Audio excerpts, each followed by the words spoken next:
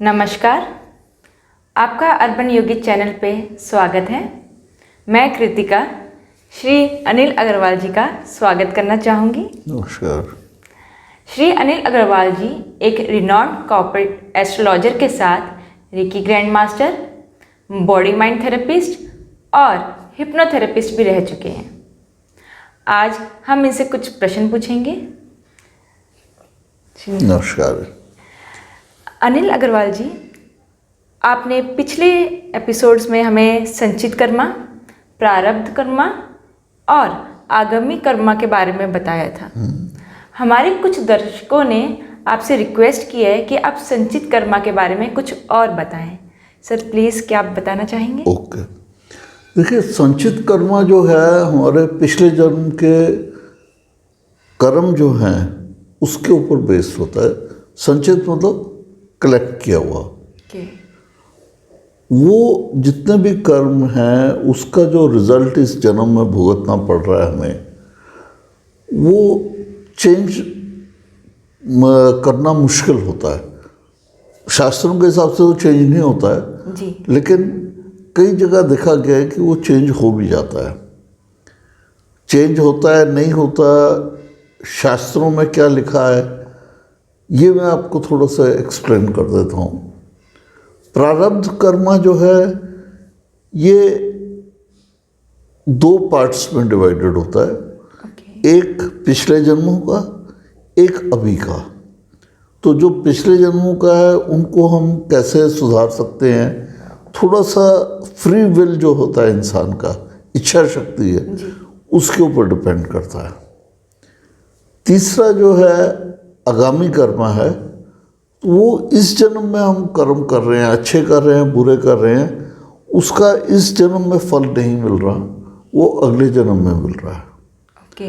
थोड़ा थोड़ा डिफरेंस है तीनों में, लेकिन डिफरेंट है।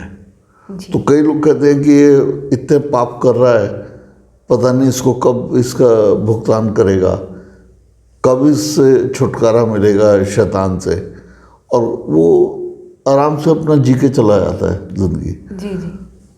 वो क्योंकि उसके आगामी कर्मा है, तो उसकी लाइफ ठीक बीत रही है डिस्पाइट ऑफ द फैक्ट कि वो बहुत बुरे कर्म कर रहा है। ये फर्क है। अब आपको मैं शास्त्रों में से ही एक उदाहरण देता हूँ। महाभारत खत्म होने के बाद अभिमन्यु के ग्रैंडसन जो है, पोते जो हैं, राजा जन्मेजय, वो बड़े पराक्रमी राजा रहे। और एक बार वो अपने दरबार में बैठे हुए थे, थोड़ा सा उदास थे, तो वहाँ पे ऋषि विषमपायन जी आ गए। उन्होंने देखा, पूछा कि राजन क्या बात है, बड़े उदास चित हो। वो कहते हाँ ऋषिवर, मैं बहुत ज़्यादा अपसेट हूँ, ये सोच के कि इतना खून खराबा हुआ, इतने शूरवीर मारे गए, अवॉइडेबल डैमेज था, कोलैटरल डैमेज था, ये सब बच सकते थे अगर कोई भी रिस्पॉन्सिबल आदमी आगे आके रोकने की कोशिश करता। कृष्ण जी ने कोशिश नहीं की जी। अगर वो कोशिश करते, उनके आगे कौन टिकता है जी। उनको तो सब कुछ पता था, पहले से ही पता था, और उन भगवान का अवतार थे जी। उनके आगे किसी इंसान की क्या मिसाल थी। जी बिल्कुल। वो चाहते तो अकेले ही रोक लेते। भीष्म पितामह थे, वो अकेले ही रोक सकते थे युद्ध को। ऐसे ही और बड़े बड़े शूरवीर थे जो इनके गुरु थे, सारे के सारे सक्षम थे युद्ध रोकने के लिए, पर किसी ने सिंसियरली एफर्ट ही नहीं किया रोकने का। किसी ने पूरे जोर से युद्ध टालने की कोशिश ही नहीं की जी। तो ऋषियों ने कहा, कहते कि देखो ऐसा है, जो तुम सोच रहे हो तुम अपनी जगह सोच रहे हो, पर सच्चाई ये नहीं है। कुछ चीज़ें होनी होती हैं, होके रहती हैं। कहता नहीं, मैं नहीं मानता, अगर इंसान कोशिश करे तो सब कुछ हो सकता है। कहता ठीक है, ऐसे करके देख लेते हैं। कहते चलो मैं तुम्हारे को तुम्हारे भविष्य के बारे में बताता हूँ। आज से 6 महीने के बाद तुम्हारे पास एक घोड़े का व्यापारी आएगा और उसके पास दुनिया का सबसे बेहतरीन घोड़ा होगा। तुमने उस घोड़े के व्यापारी से कोई बात नहीं करनी, उसका घोड़ा नहीं खरीदना। अगर किसी कारण से तुम्हें वो घोड़ा अपने पास रखना पड़ जाए तो अपने राज्य की सीमा से बाहर रखना। और फिर भी अगर तुम्हारी कोई मजबूरी हो कि तुम घोड़े को अपने पास लेके आ जाओ या बुला लो, तो उसकी सवारी नहीं करनी। और अगर मजबूरी में सवारी करनी पड़ जाए तो दक्षिण दिशा में नहीं जाना। कहते पर तुम हटोगे नहीं, तुम करोगे ये काम। क्या दक्षिण दिशा में अगर चले गए तो वहाँ जंगल में एक अप्सरा मिलेगी, बहुत खूबसूरत होगी और रो रही होगी वो। तुमने उस पर दया नहीं करनी, उससे शादी नहीं करनी, उसको साथ ही नहीं लेके आना। लेके आ जाओ तो शादी नहीं करनी। अगर कोई ऐसी मजबूरी हो कि तुमने शादी कर ली उसके साथ, तो कम से कम उसके साथ कोई यज्ञ नहीं करना। यज्ञ करो तो ब्राह्मण नहीं बैठाने, 108 ब्राह्मण का तो यज्ञ करना ही नहीं। क्योंकि अगर ऐसा किया तो तुम्हारे क्रोध के कारण उन ब्राह्मणों की हत्या हो जाएगी और ब्रह्म हत्या के रोग से तुम्हें कोढ़ हो जाएगा। तो अब इससे कोढ़ से बचना है तो मैंने तुम्हें सारा बता दिया है, सारे स्टेप्स बता दिए। बचना है तो बच सकते हो तुम, नहीं तो जो होना है वो हो जाएगा। वो कहते हैं ऋषिवर आप कैसी बातें कर रहे हैं, आपने इतना डिटेल बता दिया है मेरे को, मैं भूल के सपने में भी नहीं गलती करूँगा। ऐसा हो ही नहीं सकता कि मैं ऐसा काम कर जाऊँ। कहते अच्छा है, भलाई तो तुम्हारी इसी में है। टाइम बीत गया है, ऋषिवर तो चले गए थे। अब 6 महीने तकरीबन बीत गए। राजा ने पहले से ही अनाउंस कर दिया था, अपने द्वारपालों को बोल दिया था कि कोई घोड़े का व्यापारी मेरे राज्य में नहीं आएगा जी। एक दिन एक द्वारपाल आया, उसने कहा कि महाराज एक घोड़े का व्यापारी बाहर सीमा पे खड़ा है, वो आपसे मिलना चाहता है।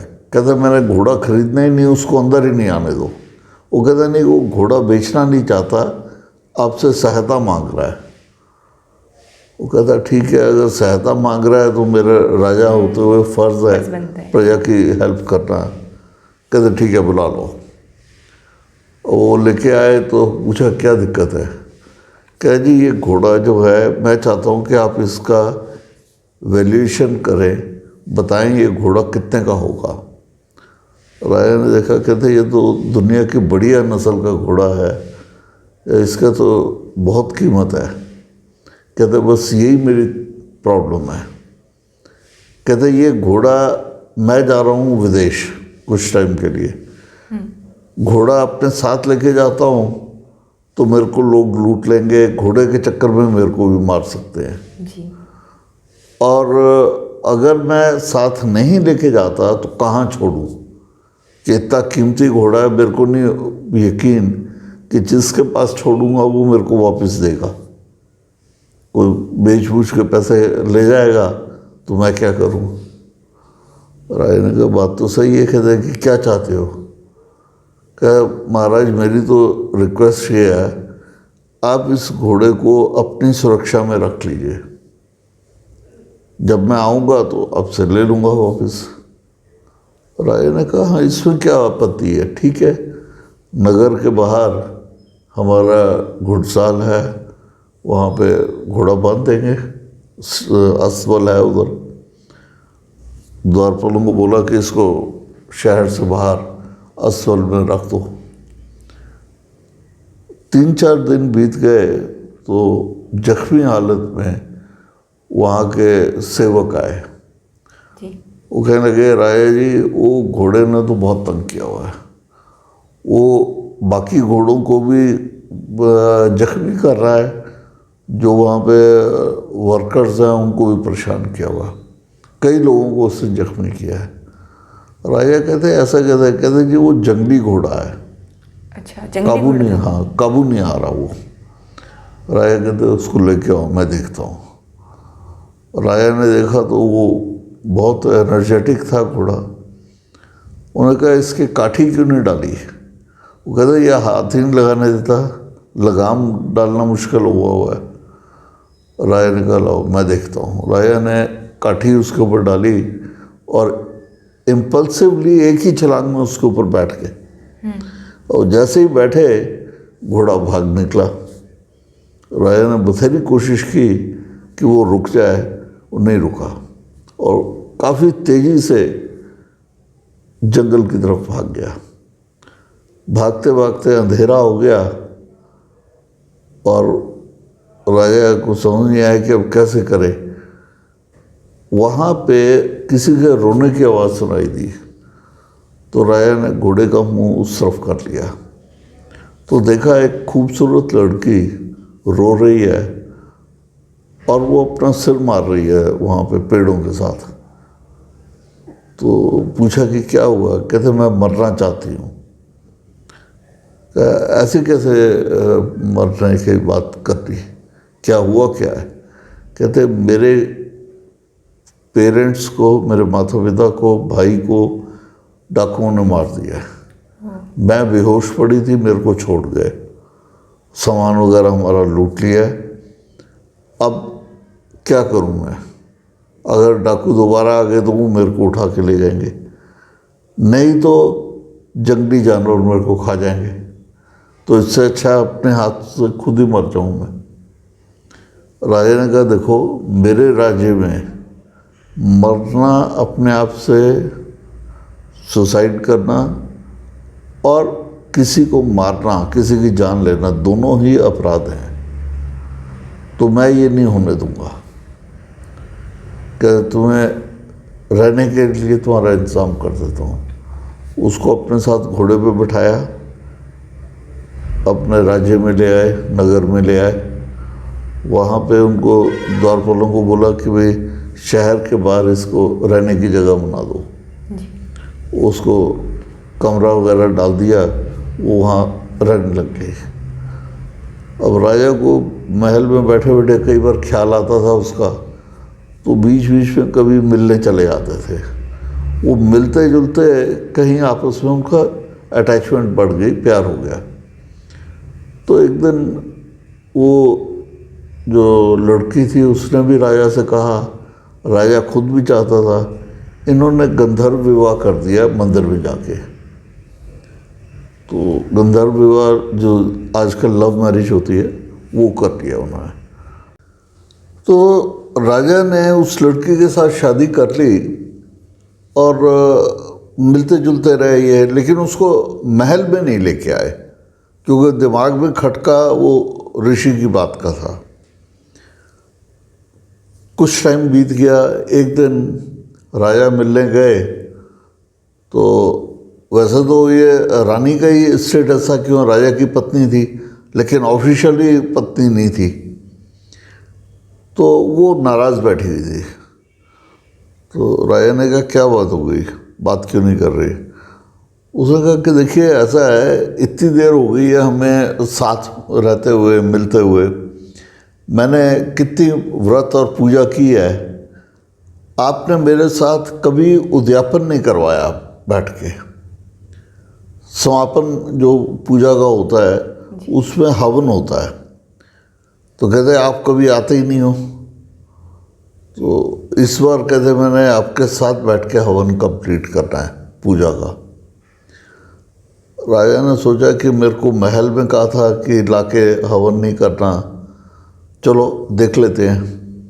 हवन की तैयारी हो गई, हवन कुंड लगा दिया और 108 ब्राह्मणों को न्योता दे दिया।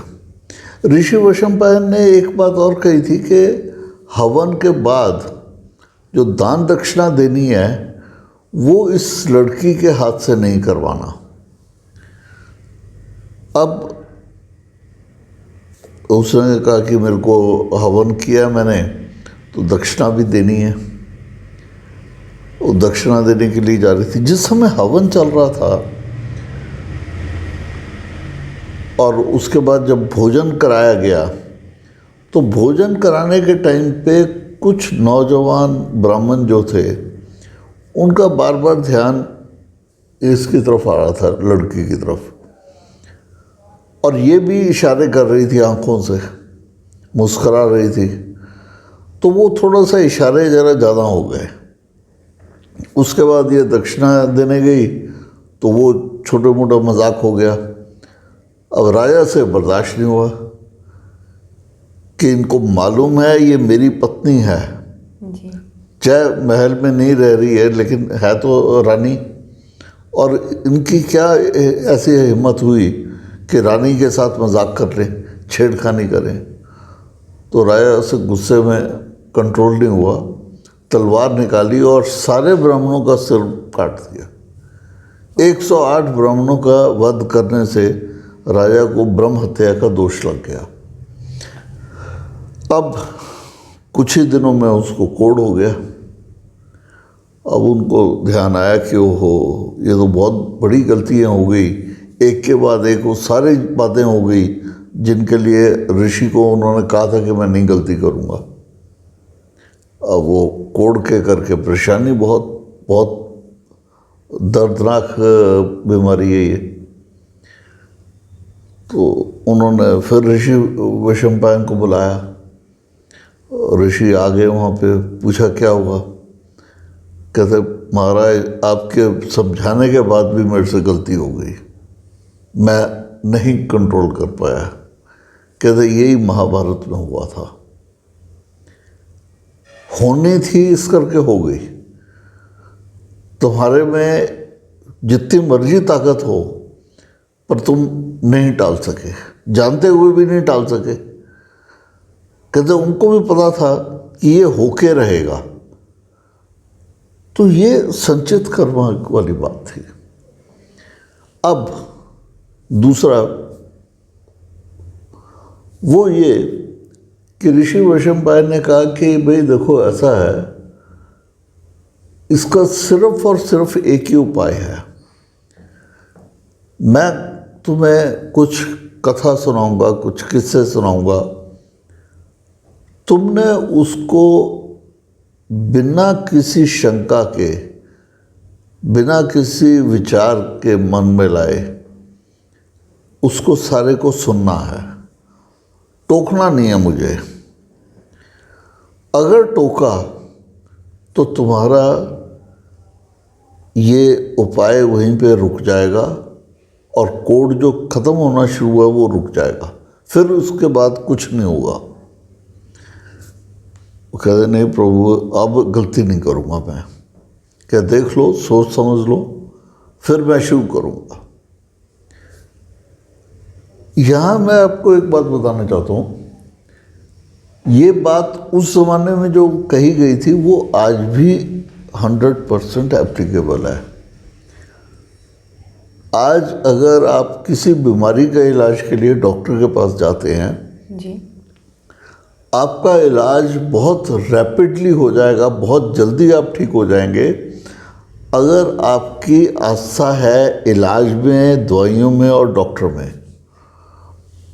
और अगर आप शक करते रहेंगे कि ये डॉक्टर जो है ये पता नहीं ठीक भी है या नहीं, ये दवाई ठीक है या नहीं, पता नहीं मैं ठीक होऊंगा या नहीं, तो इलाज लंबा खींचेगा। ये भी हो सकता है कि ना भी हो पाए।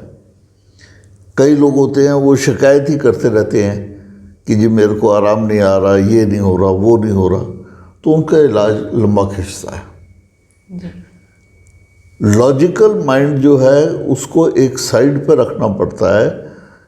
और यही एक कारण है कि कई बार इलाज करते हुए जो नॉर्मल मेडिसिन में नहीं हो पाता, हमें देखने को मिलता है कि हिप्नोथेरेपी से हो जाता है।